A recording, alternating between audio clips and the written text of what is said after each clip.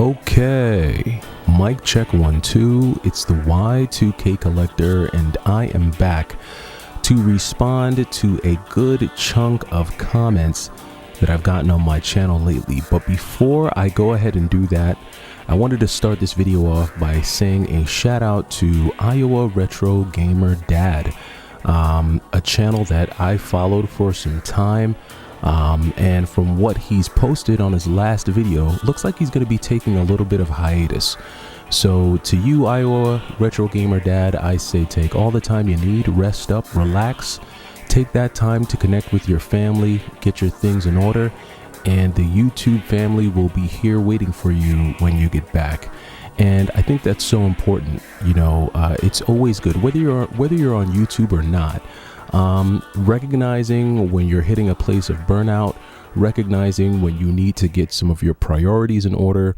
All of these things are crucial in just maintaining a balance, right? And we're all at different stages and in different phases of life. And, you know, some of us, the challenge that we might have might be in school. Maybe you're in school and you're trying to balance your grades and sports.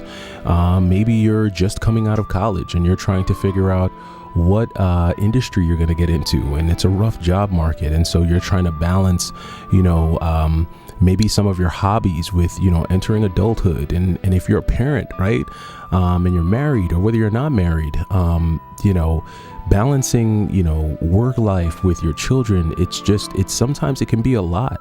You know, it can definitely be a lot. And you know, the economy obviously doesn't help us, the current job market doesn't help us, and sometimes you don't even want to turn on the news, because when you do, you know, it can be, watching the news can be a depressing experience all by itself, right? And so that's why video games are so awesome. That's why I myself appreciate video games, because of how much they do for us mentally, how much they take us away from a lot of just the daily grind, man. There's a daily grind that we all got to get through. So shout out to you again, Iowa Retro Gamer Dad. Take all the time you need, rest up, and as I said before, the YouTube family will be here for you when you get back.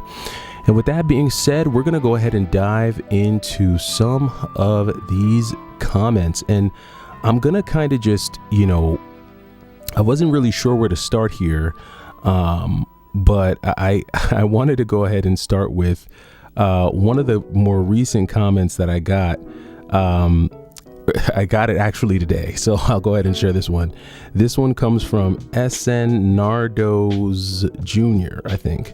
And he says, please take your gaming systems off the rug. And I felt the urgency in that comment. And to you, sir, I will quickly take them off the rug. Thank you. And I think I understand why he's saying that, because having something like a PlayStation 2 or really any console, putting it on the rug is horrible. It's going to make it overheat. A lot of that dust is going to go right into the fan, and it's going to ruin the console. So to you, sir, thank you for shouting that out.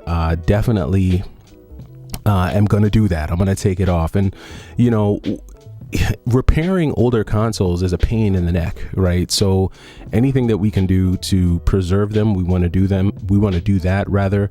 I have a few shelves that I keep my consoles on. Sometimes when I'm in a rush and I'm just trying to test a console or see if it works, or just plug it up, I'll have a tendency to put it on the floor. But I really do got to do better with that. So I am going to try and do better with that.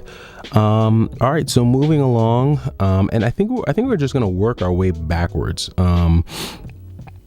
and probably go from the more recent comments to maybe some of the older comments. So let's see. So I put out a video the other day where I unboxed a brand new sealed copy of the Red Star. And this one comes from Billy Boy HR9RL, and he says, no, why open sealed retro games? That thing is like 70 or 80 sealed. And you know what, Billy Boy, you're absolutely right. It is worth more sealed for sure. But I really bought that game to play it. I know it was sealed when I got it. It was in great condition. I was stoked to open it. But guess what? I had even more fun playing it. And I think that's the weird thing about me, is that, like, while yes, I am very much a collector, and yes, there is a portion of my collection that is sealed, and I have games that I think I may never open. There is that big part of me that's like the big kid in me that sometimes just wants to bust open a sealed game and play it and experience it and enjoy it, you know. And I want to say that I sold a lot of my sealed games because the bulk of what I had sealed was in my Switch collection. Now the bulk of my sealed games is really in my PlayStation 4 collection. So, you know, I haven't really been playing a lot of the PS4 games, but even with some of like my older retro games that I have sealed, I don't mind opening a game once I know that I'm going to play it and enjoy it. But I definitely appreciate you looking out and the concern on that. But for sure, I do have some sealed stuff, Billy Boy. I'll share, maybe I'll do a video on some of the sealed items that I have, items that I don't think I'll open. And hopefully you're able to tune in and check that video out. All right, so let's keep going down here. So let's see. All right, so we have, let's see, how do we say this? NW Editor. So I'm thinking that's Northwest Editor 875. He says, hey, I still play my DS, PS2, SNES, and the mini PC. Loving those systems. So great, all great systems to you, Mr. Editor 875. I do play those systems as well. They are awesome. Don't play the NES, or I really don't play any PC games. I've never really, like, I played PC games when I was a kid, but that was just by default because my parents didn't believe in video games. They didn't really buy me video games as a kid. So I didn't really have a lot of opportunity to play some of the classic consoles. My brother was the one with all the games there, and the only thing that I had at the time was a PC. So there were certain games that I knew were available like on regular consoles that I would get on PC just to be able to talk about them with my friends when I would go to school. A good example of that would be Sonic CD. Even though not many kids that I knew grew up had a Sega CD, so that wasn't super relatable, but I did have Cold Shadow on the PC, which was one that came out for Super Nintendo. But even Cold Shadow wasn't a super popular game growing up. So, but I did play PC games as a kid. Don't play them as much now, but maybe I'll get back to it. We never know. Who knows? Let's see. Okay, and you might hear the ice cream truck. Anytime the sun is out, you're going to hear the ice cream truck coming by. So you might hear that in the background. But I have a spicy one here. So I have a really spicy comment. So this one came in a couple days ago, and this was on a video that I put out entitled 3 Signs of Video Game Overindulgence. And so Veganvania, he responded, or he actually quoted me in the video, and he says, quote, "I hate that video games have this stigma." And then he said, and that was a statement that I made in the video. So he responds to it by saying, "No, face up to it. This is stigmatized for a good reason." And I'm just going to give you a little bit of context. So in the video, I kind of mentioned how, you know, people who play video games, especially young men that play video games, you know, sometimes they get this view from society that these are guys that are, you know, non-productive members of society, that all they do is sit in their basement all day and play video games, that they don't do anything productive with their lives, that, you know, in some cases they're incels. And in the video, I talk about how I think that's a wrong stigma. Like, that's a bad stigma. We need to change that because there are a lot of healthy, productive, social young men and women out there who actually do play video games. And they use video games as just a means of relaxation. That's their form of or one of the forms of relaxation that they use. And then I even referred to Elon Musk, who in a video also said that he plays video games. And so that I just want to kind of give you some context to where the statement came from, where I said I hate that video games have this stigma. That's the stigma that I was referring to in the video. So Veganvania says, "No, face up to it. This is stigmatized for a good reason. Refusing to join the military, parentheses, evading compulsory military in a time of compulsory service is stigmatized. Does that stigma exist for no reason at all? Sleeping with streetwalkers, is that stigmatized for a reason or no good reason at all? And I guess he's using like different stigmas that we associate to different, I guess, actions or different things in society. He says the existence of social stigma doesn't entail that the stigma is irrational or immoral. So I think, it's kind of hard for me to understand like what his point is, but then he goes on to say, if you spend more than 1 hour per day playing video games, it's too much. As an adult, if you spend more than 4 hours per week playing video games, it's too much. Hard limits, man. Think about it. And this was a spicy one because it got a lot of comments, and I'm just going to read some of the comments that came back to him. So Road Rash 2005 said, people who say this spend how many hours a week watching sports? And so Vegan Vania responds and he says 0. I watch absolutely 0 sports. Stop making excuses for people who make excuses. And then Ninja Cape comes back and says that would make it impossible to finish most modern games. Now Ninja Cape does have a point here. He says, I spent 130 hours in Elden Ring 2 years ago. It was over a few months, but still. That's a good point. I mean, if you must be playing like fighting games, the only way you can spend like an hour a day is if you're just playing like short form games, maybe Game Boy games or Game Boy Advance games, maybe like older games that you can finish in a short amount of time. But if you're going to play any modern games like Ninja Cape is saying, he's absolutely right. I mean, these games are they're like movies. You're playing through an entire story, and sometimes they can take you hours and hours to complete. So Ninja Cape, to me, he had a point there.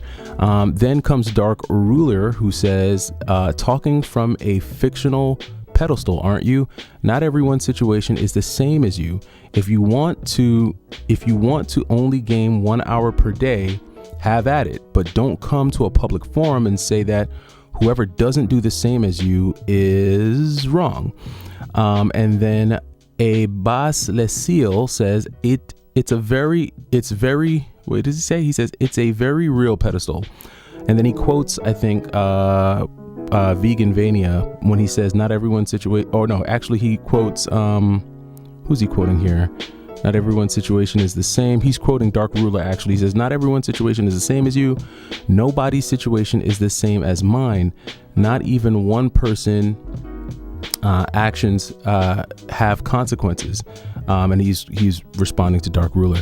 And then Dark Ruler responds back to a Bas Lasil and says, actions have consequences for sure.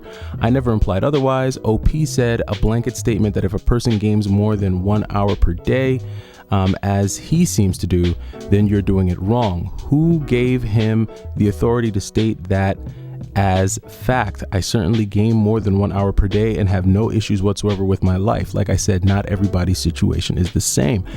And then super underscore death comes in and says, so do you watch TV for more than 1 hour a day? If you do, it's too much. And then Vegan Vania comes back, and I'm assuming he's responding to super underscore death, and he says, nope, I watch zero television. I celebrate holidays by reading serious nonfiction and great works of literature, e.g. Shakespeare, aloud with my girlfriend. And yeah, I've also done humanitarian work in Laos and Cambodia, studied numerous languages, etc., and have intercourse multiple times a day. You and then he's asking this at super death, and our Dark Ruler, and then the conversation kind of devolves from there.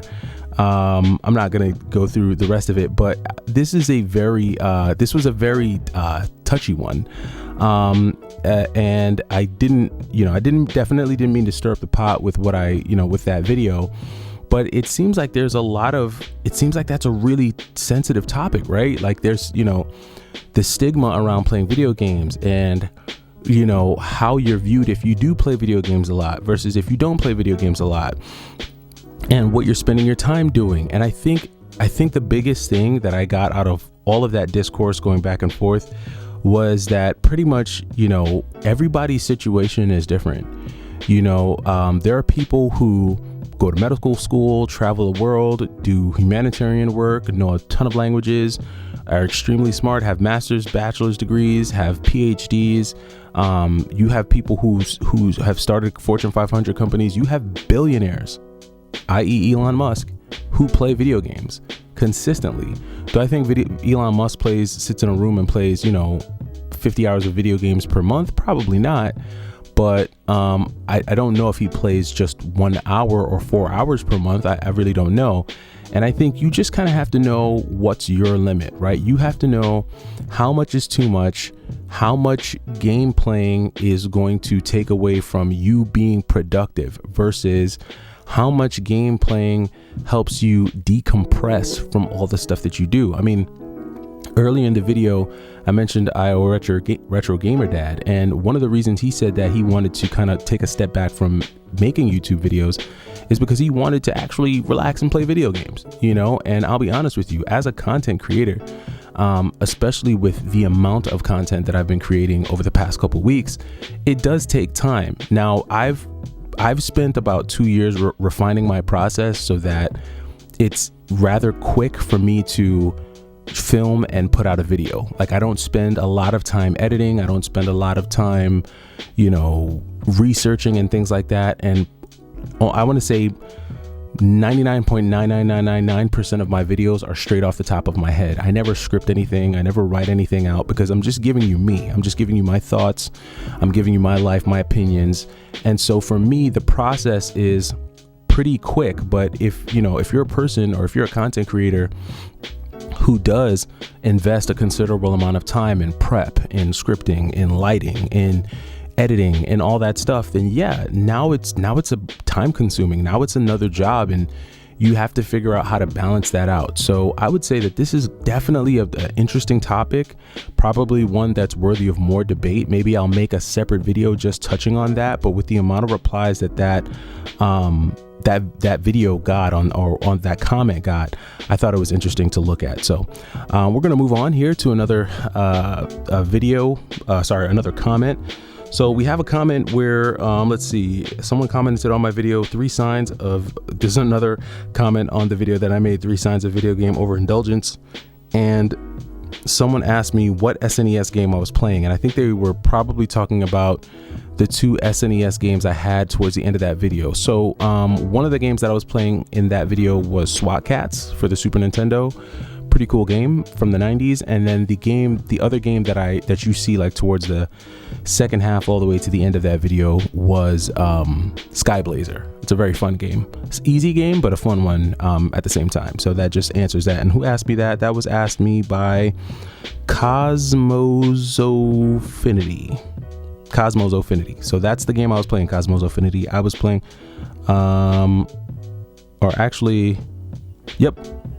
somebody went and responded. Thy Green Knight responded, said, first one is Agane, second one is Sparkster, third one is Sky Blazer. Thank you, Thy Green Knight, for answering him ahead of time. All right, let's go ahead and keep on moving down the line. I've gotten a lot of comments on some of my more recent videos. So I'm trying to go further back in the history. So this person responded to a video that I made where I said, warning, don't let the Xbox 360 FOMO cause you to make these 3 mistakes. And Christopher Juratovac is 7848. He said, just emulate all the games. Now, I watched a video the other day while I was at the gym where Retrobird, he talks about emulation, right? He talks about, the benefits of it. And in a nutshell, he kind of says, to the naked eye, most people won't be able to tell the difference between a game that's being emulated and playing the original game. And then he also made a really good point, because he said sometimes we emulate without even realizing it. Like if you bought a PlayStation game that had like the original Miss Pac-Man on it, clearly you're not playing like the original Miss Pac-Man on the hardware, you're playing it on PlayStation's compilation disc, and that's a form of emulation. But I guess you really wouldn't look at it that way, because I guess the PlayStation's retro, so you're playing it on a retro console even though it's not the original. So it gets kind of sticky there when you start to like really try and dissect it that much. But I think in a nutshell, the way I look at it is, do you want the original experience or not, right? Like, do you want to have do you want to experience putting a cartridge into the original console, flicking the on button like Retrobird explains? Do you want to have that and go through that and experience that and relive your childhood? Or do you want to just play the game and experience the game in any format, right? Whether you're using an original NES controller or not, or an original whatever. I think that's the difference. And I think for most people who experienced it as a child, you probably prefer the original experience. If for someone maybe that you've never had, the certain games as a child, you may not, you may not care. I know for me, like I'll use the Neo Geo as an example. I never grew up with a Neo Geo, right?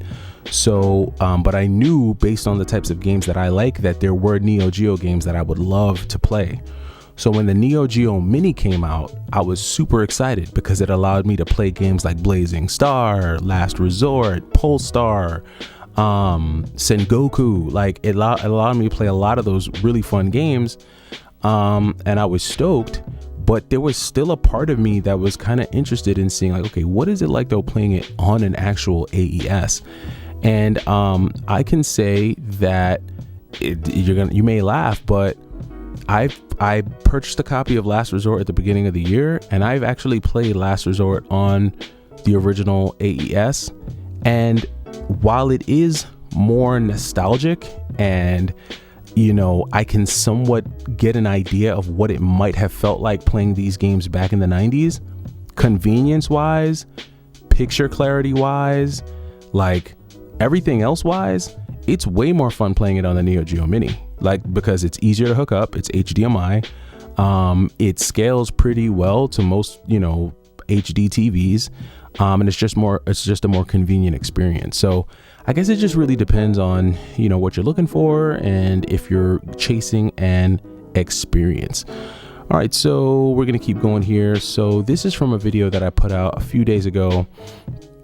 And this video was a video I put out. It said the prices of retro video games will never return to 2010 levels.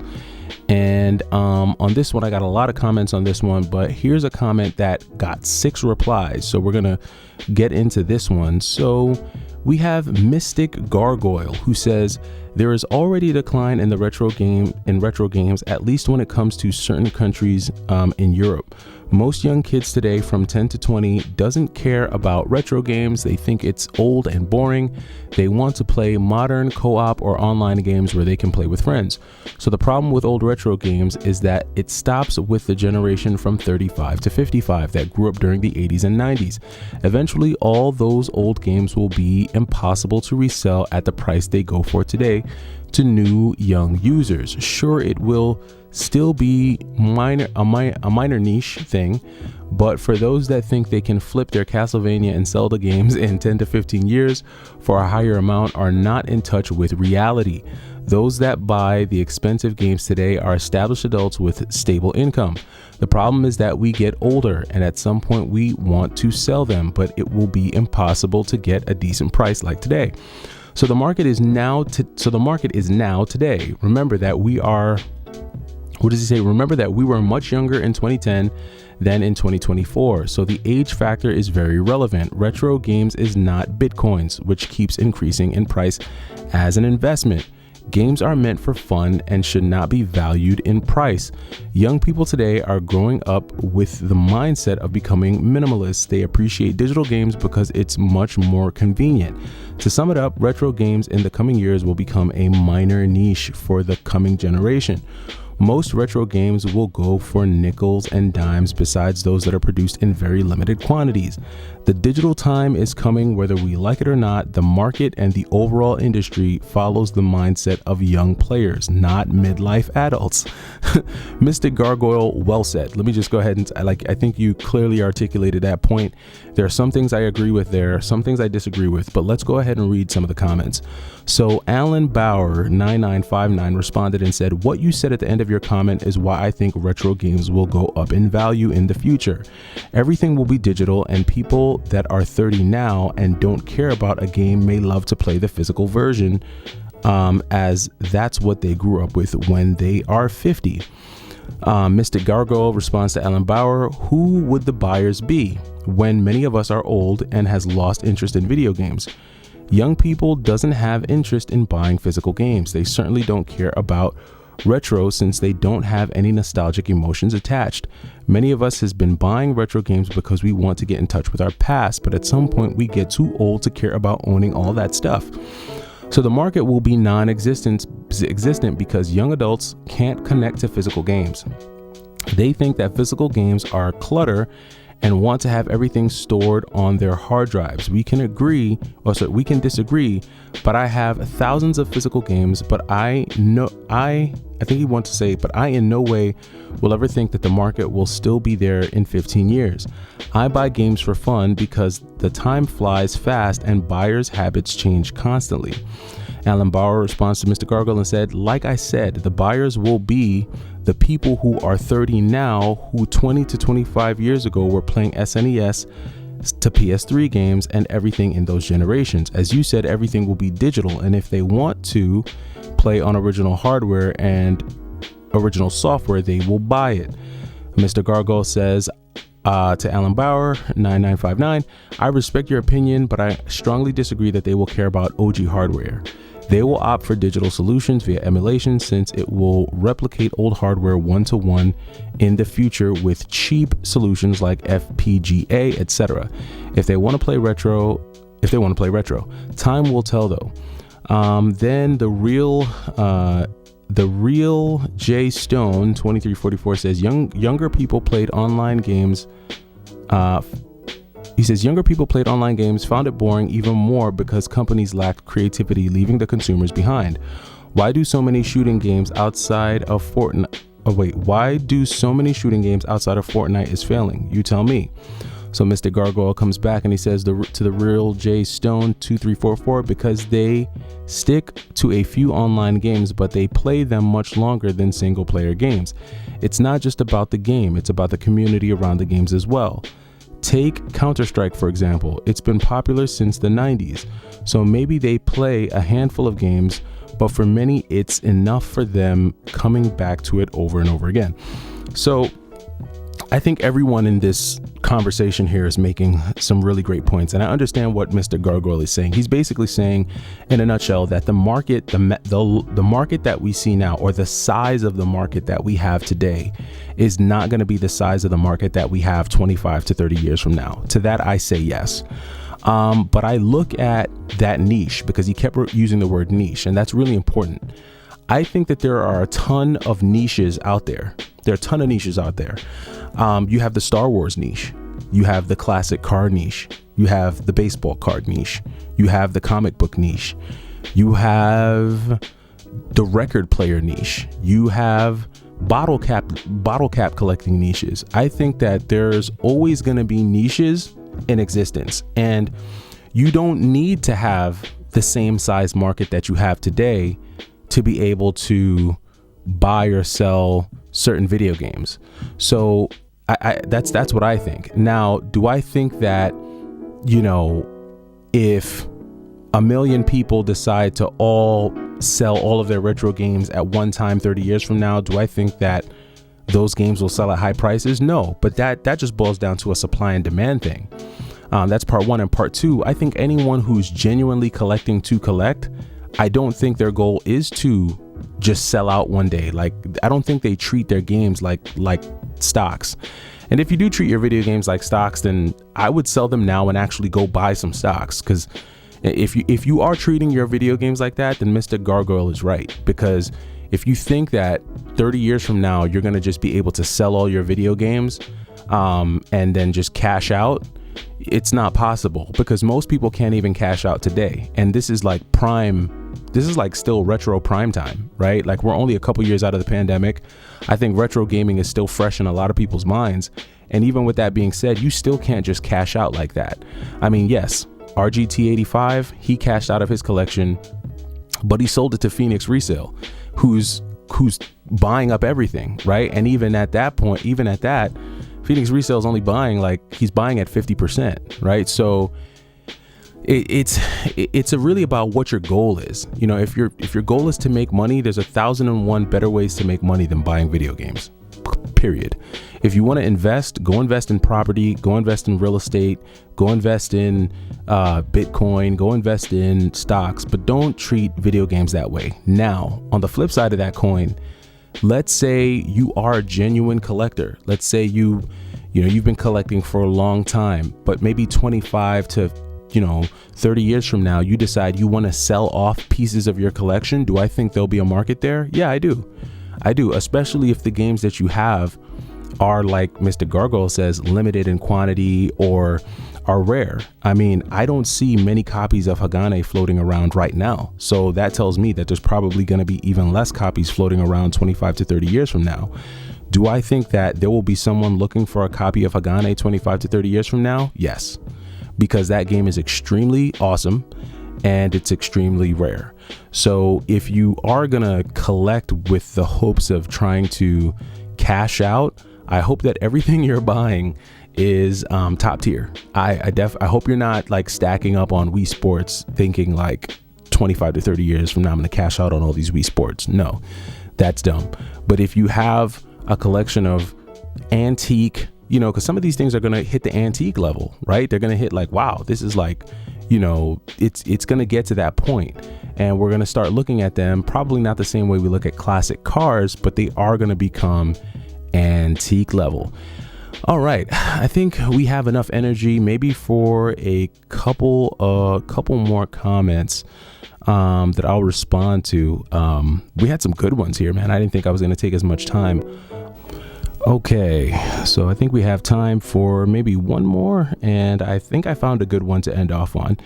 So this is coming from Preem Strike Biz Zero, right? And this one's funny. So he says, so this was his response to a video I made. I made a video that said, if I had $1,000 to start a retro video game collection. So he comments, in quotations, if someone gave me $1,000 to start a retro collection, and then he puts starts video for first second and a half showing a Neo Geo AES, which is funny. So I guess he's trying to say, like, basically, I said if I only had $1,000, but then I start the video off showing a video game system that by itself is worth like $600 or $700. So I think I kind of understand what he was trying to say there. And I've gotten that comment before with a lot of my videos, like, why are you talking about this, but I'm staring at a box of this, or I'm staring at a stack of that. And the big reason for that is because I am a faceless channel. So especially when you're filming from your phone, like if I'm filming a video from my phone, I don't have the time necessarily to add B-roll, right, to the video that I'm making. So that's part one. So really, you're going to just kind of look at whatever I'm doing at the time I'm filming. If I'm sorting through games, if I'm looking at a game, that's really what I'll focus the camera on, because I don't do talking heads. That's just not how my channel has been set up. And that's primarily because I really want the focus to be on what I'm talking about. I don't necessarily care for anyone to stare at me and look at me. I like anonymity. My goal is not to become a YouTube star, but I do feel like I have a voice here, and I want to share some of my thoughts. So you have that. And then also, a lot of my content I feel like is more so meant to be listened to than seen. There are videos where I do have B-roll, and I might, want you to see something, and I may want to show something to you. So that's a big part of the reason why you might see my videos come out in this format. Hopefully it doesn't pain you too much. I remember when I first started my channel, people used to ask me all the time, can you show footage of the game? Can you show footage of the game? And I don't have the time to do that type of editing. That takes editing, right? And in order to like produce those types of videos, it takes time to do that, time that I don't have. And I've always felt like it's more important to get the message out than necessarily add all of those things. Because if I'm talking about a specific game, there are 1,001 YouTubers out there who have made way better videos showcasing the game. And I even say it in some of my videos. You can pause the video right now and just or look up the game and watch the footage, and then come back if you want to see what the game is about. And I've done that. I've watched other YouTube channels where someone mentions a game and I'm like, hold on, what game was that? And I'll pause their video, go on YouTube, research the game, see the footage, and then come back and then say, oh, okay, that's the game. So, I apologize if that's not convenient enough for you. Just unfortunately, I don't have the time. Another thing that I'll say too is, because I get this every once in a while, I'll get some joker who comes into my comment section, mentioning, oh, he, like I saw someone the other day, they mentioned that, oh, he's, he never comments on anything. He thinks he's too good to comment on, respond to comments.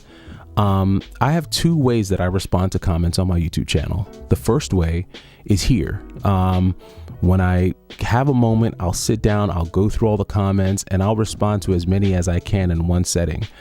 But if you're trying to get my attention, if you're trying to share something with me, if you're trying to talk to me, or if you want me to respond, the best way to respond to you is by following me on Instagram, right? I do have an Instagram page. If you want to know what the page is where you can reach me, where you can contact me, whether it be just to kind of share something with me, or if you want to do something, sell me something, if you're looking to buy something, the easiest way to do that is by finding me on Instagram, and my handle is y2kcollector.yt, right? That's one of the easiest ways to get to me if you actually want to speak to me, right? If you want to communicate with me and converse with me, follow me on Instagram. It's y2kcollector.yt. I've had people message me on there before. I've had conversations with certain, gentlemen who are interested in starting faceless YouTube channels. I did a giveaway. I did a $150 giveaway. And I was able to get it to the winner through Instagram, right? Because it was an e-gift card. So if you're interested in actually speaking to me, or conversing with me, that's the easiest way. If you're wanting me to just respond to a comment, the best thing to do would be to wait for one of these videos to come out where I'm actually responding to comments. But what I find is that that's not really what people are looking for. Usually people with 0 followers, like 0 subscribers, who have been making a lot of videos for a long time. It's their way, I guess, of like looking for a bigger platform to, like, I guess, just get attention or get notoriety. And I'm not playing that game. This is a 0 negativity zone. So if you come to the channel with that, you're going to immediately get removed. And I have no shame in saying that I will block you from the channel, just because that's not what we're about here. There's so much negativity in the world. We've got war going on. We've got, people struggling to pay bills. The last thing we need is a person with no followers to come in here and start messing the channel. Now, if you want to have healthy debate, which is what we shared here today with Mystic Gargoyle and Dark Ruler, that's healthy debate. That's a healthy clash of differing opinions. And I'm definitely here to foster that. But if you're just looking here to just be disrespectful and create drama, do that on your own platform, right? If you have that strong of feelings towards the Y2K collector, go make a video about it, right? And that's just that's that simple. Don't come to my platform and try to create drama, because you're gonna get blocked, period. And so that does it. That does it for the video today. I didn't get to respond to as many comments as I had hoped to. I have reached my time limit for the day, but I want to say thank you to everyone who's commented. Thank you to everyone who's joined the community. We're almost at 2,400 subscribers. It's like, this thing is like starting to take off. And it's all thanks to you guys. So hopefully you've had a great Sunday. Hopefully you've had a chance to enjoy the time with your family. Be safe, be well. I may come back with another evening video for you, but if I don't, enjoy the rest of your weekend. It's the Y2K Collector. Take it easy.